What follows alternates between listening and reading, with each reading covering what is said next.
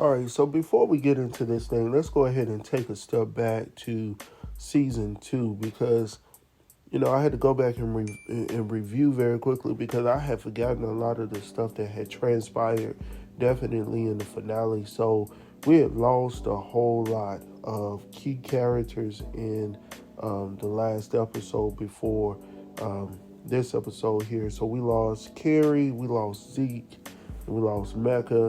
Um, and all of these changes caused a lot of effects in um, the way that this episode was going to start off. And I'm saying all of this because of the way that this episode started, man. It was crazy. So, and then who else did we lose? We lost, well, we didn't technically lose him, but Tyreek's friend, partner in crime, what's his name? Braden. He took the blame for the mobile drug app.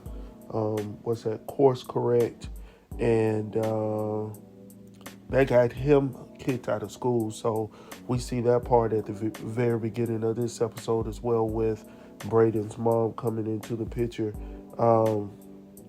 So as we kick off this episode for season 3, bruh, when I say it starts off hard, it starts off damn hard, man. Listen, so it all stems from the previous episode, like I was stating before. There was that that sapphire expensive ring that Tariq stole from Mecca. He stole it back in season 2, and it pretty much got him back involved into what he was really trying to get out of, but it pushed him back into the drug game, right? So at the beginning of the episode, I believe it was the beginning of the episode, or it could have been just the highlights. We see where Tariq takes the ring to Davis, which we know as Method Man or Clifford or whatever you want to call him. We see him give him the ring to get rid of it, do what he needs to do. But he got the ring from pretty much from Mecca. So at that point, we open up the scene. We're at an auction, and it's won by some guy. He buys it for like $5 million or something like that. I'm not sure the exact amount of how much it costs, but it was about $5 million or so. And while he's walking out after he's won the ring, he's walking out, and there's this lady sitting in the back with short hair, and she's just like, okay. So when the scene switches, you see that same man, that random guy who just purchased the ring. He goes out with his lady, and he's getting down on one knee, and he's proposing to his fiance, or pending fiance, in front of a water fountain or something like that. And that same woman who we saw sitting in the back of the building shows up with some folks with her, with her, her entourage, and she said, "Okay, that's a pretty ring. Now I'm here to get my ring back, right?" So once they refused, he was like, "Get the fuck off," all of that stuff. They pretty much, man, and old boy that was with her pulled out, looked like a machete or something like that, pulled it out. They held him. They held the woman. She pulled out her hand, and I was like, just pull the ring off. Now this this woman here, man, she took and cut the lady's wrist off. I was like, damn, like, oh my. It starts off like this, family. I was like, this is going to go down, man. This is going to be a great season. So eventually, they shot them up in some type of form or fashion, and they were pretty much dead over a piece of jewelry, man. That's really why if you rob me, you're gonna be upset, because I'm not really that dude, that's really all into jewelry like that. You might find me with a couple of pieces, a little watch here and there, but outside of that, I just got on a wedding band, right? And but yeah, man, it is what it is, man. But so next we see Monet. Um, she's going through it, man. She's feeling some type of way with the loss of her son Zeke. So she's looking for his killer and not knowing that Lorenzo is the actual killer, right? So she receives in the deal. She received Mecca's penthouse. Um, so she's asking for money to know what else he got out there, and it's revealed that the federal investigation, um, no, something about the rest of the things are involved in a federal investigation or something like that. So those assets are unavailable because he had private jets, he had all types of shit, man. So um, so Monet or Mo decides to stay, at her residence, and she told she conveyed to her sons Kane and Drew, and that they could stay at the new penthouse instead, right? So when the next scene we see that there's a party at the penthouse. So I was like, damn, man. I was like, they ain't been there longer than 2 seconds, man. They already got a whole party going on. Tariq and Braden come, and they're trying to discuss getting back into the game with Kane. And darn, what happened? It's so much that's it's just cram packed, man, with so much going on. But they have to pretty much. Kane is like, y'all niggas need to stay low. You know what I'm saying? Due to all the stuff that y'all got going on. Y'all hot on the scene right now due to that whole course correct. And so immediately that nigga declines to even work with him. Like, he's like, no, y'all niggas too hot. But anyway, so while they're sitting there talking, that meeting is interrupted. Oh, no. Let me step back real quick. Like I said, there's so much shit going on. So there is a meeting that's going to take place with Guy. I think that's his name. That guy, they call him Guy, I think. So Drew comes in with his guy friend, and they're coming in, and Kane is like, hey, we need to go sit down with Guy and sit down with the Connect, who is Guy. So Guy wants 60% of, he wants his money up front for the merchandise, and then he wants 60% of what they make. So they're like, hell to the no, we not get. Do you think we stupid? We not doing that. So his stance is like, I don't feel comfortable working with y'all. Y'all possibly want to be able to give me my money back, but he's trying to pull his boss card. I get it. You know what I'm saying? Even though I've never been involved in anything like this, I can see what he's trying to do. But Kane is like, hell to the no, do you think we stupid? And Drew tries to negotiate, and he said, okay, how about 30%? Guy is like, hell to the no, we want 60%. And he said, I don't see anybody else here or any other connects here. Little does he know what's about to go down. So anyway, so we're back up to par. We're back up to par. So Guy leaves with his goons, his folks.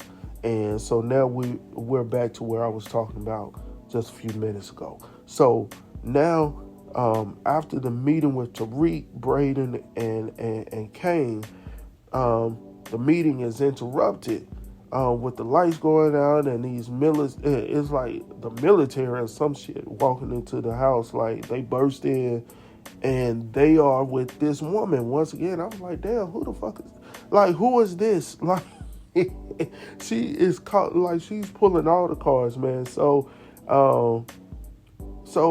she burst in the house or into the penthouse. I'm sorry, give it the respect it needs to be called, the penthouse.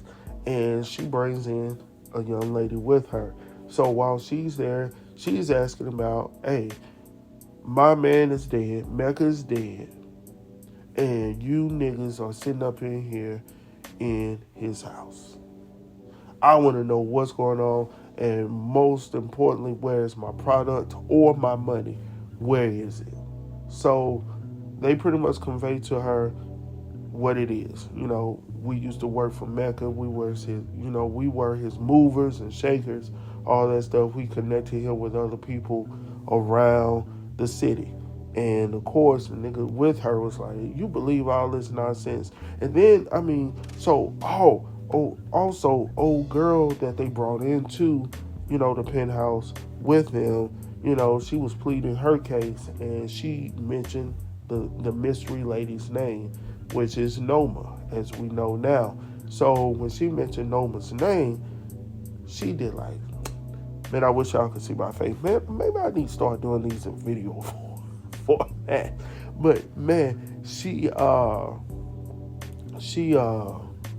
was like, man, give me that shit. So she took the heat from old boy that was with her, and she put the gun directly to the back of old girl's head and blew it forward. I was like, what the man?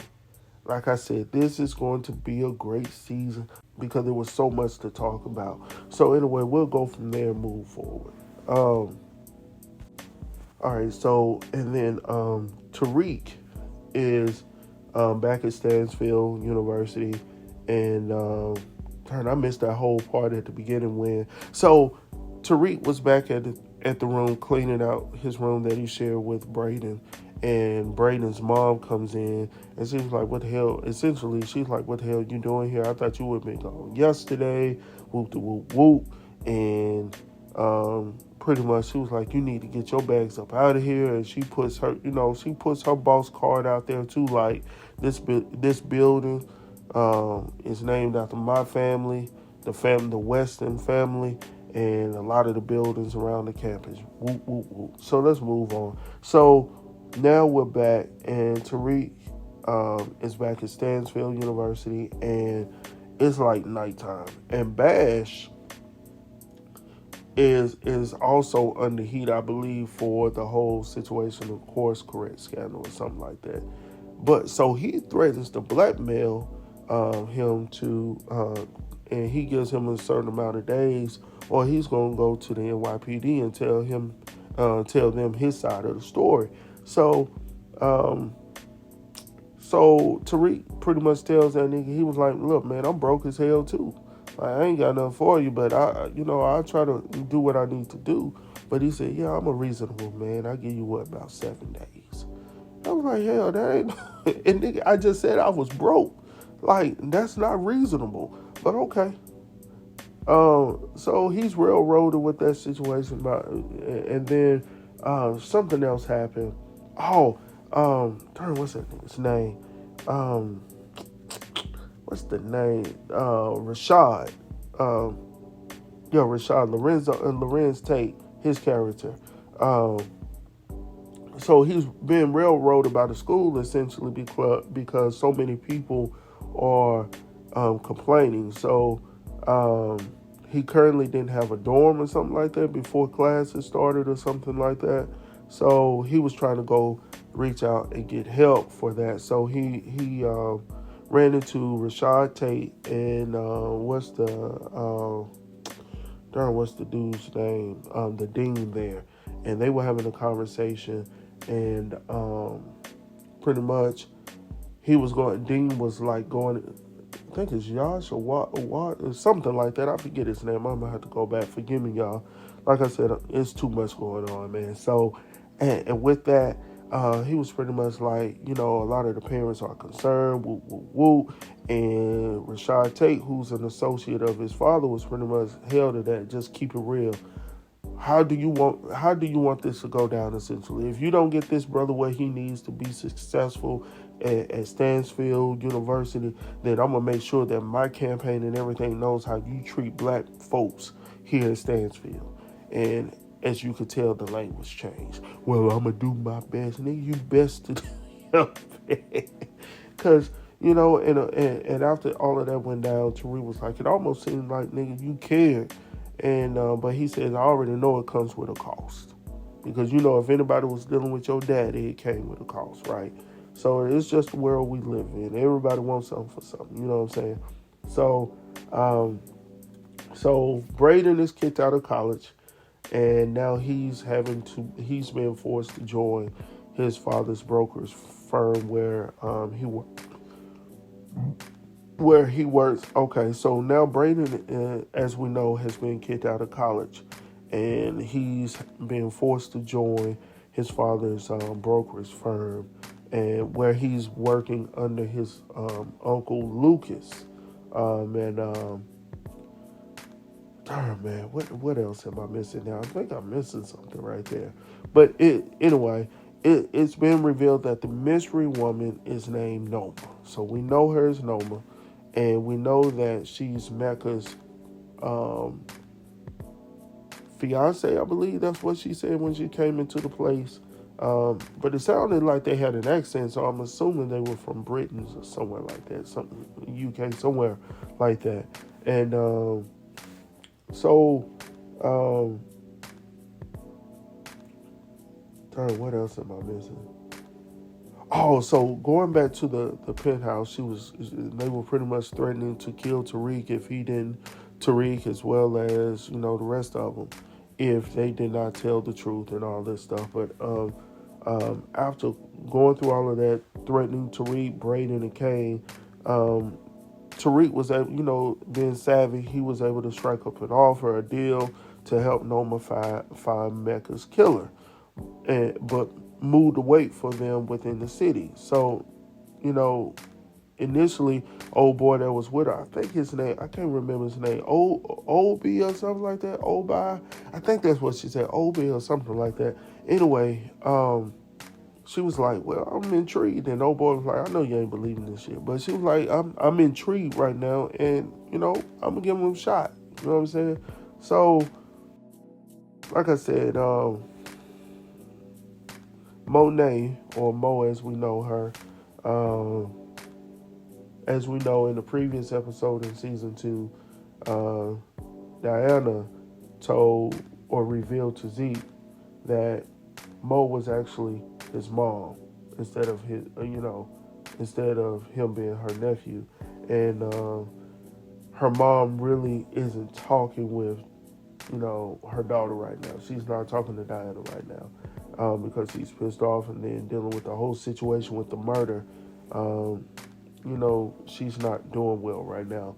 So to get out of the house, Diana and Rose into Stansfield. Then we see Lorenzo is pretty much talking to her, and she's going to a school, I forget, Saint something at the time, but Lorenzo comes in and he was like, okay, let's think about going to Stansfield, and we'll take care of all the stuff for you. You'll possibly have to hustle while you're there a little bit on the side. So she enrolls in Stansfield, and she actually becomes roommates with, ironically, Braden's sister. I believe that's who it is. So we'll get into that, I guess, a little bit later. But she also, I don't know, maybe I need to go back. Did she end up in a class with Tariq as well? So, that might be an interesting little scene right there. Might be something going on behind the scenes. I'm not sure. But so she's roommates with Braden's sister, and that's Becca. Had to write it down to remember. And Becca doesn't seem like she likes her mom too much. Like, she's an asshole. Like, her sister, his sister seems pretty cool. All of them seem pretty cool except for the oldest brother, the mom, and of course the dad is more than likely an asshole. But anyway, so meeting Bash in the hotel room, Tariq offers to give him equity in his business venture as a way to pay him off. At the hedge fund place, Braden is met by Bash at his cubicle, where he had forgotten his numbers or something like that. And I guess he pretty much told him the same thing, threatening him, hey, if y'all don't give me some money that I need, I'm going to the NYPD. So anyway, so Kane is sitting in his car. Braden is like, I need your assistance, or he calls him or something like that, and I need you to handle this situation. So they're headed to the apartments to kill Bash in response to his threats. And then following the exchange of words, Tariq grabs a steak knife that's sitting on the table, and he stabs Bash in the stomach, in the abdomen. So I guess he stabs him to death. before the two get there. So Tariq, Kane, and Braden are up there inside of the apartment with this dead body of Brash. And I already knew that was going to happen, nigga. You can't threaten me for no money, and you know the type of lifestyle I'm living. Like, you going to end up unalive, as they like to say. Let me just say that. So then Tariq attends the memorial event that for Zeke at Stansfield Basketball Court, where he spoke about Zeke. And in the middle of the speech, that man is interrupted by one of the folks out there that's blaming him for Zeke's death. And so Tariq pretty much has to tell old boy, hey, I ain't had nothing to do with that. And I'm here to prove my point to prove to you that didn't have anything to do with me. But while he's talking about it, there are these images that's going into his mind while he's talking about the situation. So I thought that was pretty good. But while they're at the ceremony, at the event, they retire his jersey. It looks like they place it up in the rafters, and number 33, and then they have a jersey that's folded up and like for the military, and they pass it over to Mo, who's distraught. She's upset. She leaves abruptly and goes to like a little private room. And following the event, Mo and Tariq, they have a heart-to-heart conversation, and she was like, I trust you. What I need you to do is find out what happened to Zeke. While he's talking, Lorenzo comes out and he sees them talking, but I don't know if he can hear the conversation, but he sees them talking in the room. So Tariq leaves and they go from there, right? So Tariq, Braden, and Kane are now familiar with Noma and her drug operation. So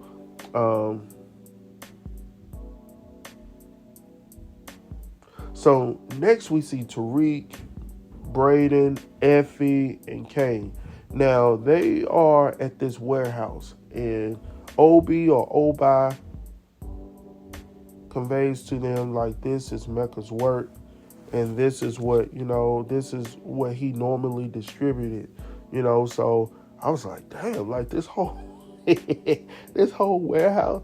So dang, Effie asked if they could even move that much weight. So I'm interested to see. I'm quite sure they're gonna get it done, but Effie, Kane, they both were like, this a whole lot of daggone weight, bruh. So, and then I think there's one more thing. What else? Oh, the big surprise, I think, out of all of this, that it's revealed that Lauren is alive, y'all. And now she's under witness protection. So there are several things that was great in this episode. I'm just wondering how he's going to be able to, because now he's under the radar at Stansfield, how he's going to be able to juggle that in school. And then, by the way, he's pushing drugs for this new woman, Noma, and she don't seem like she's too keen on, any mistakes. Like, she wants everything to be hush-hush for her to keep getting, what she needs. So I'm wondering how old boy's going to be able to do that.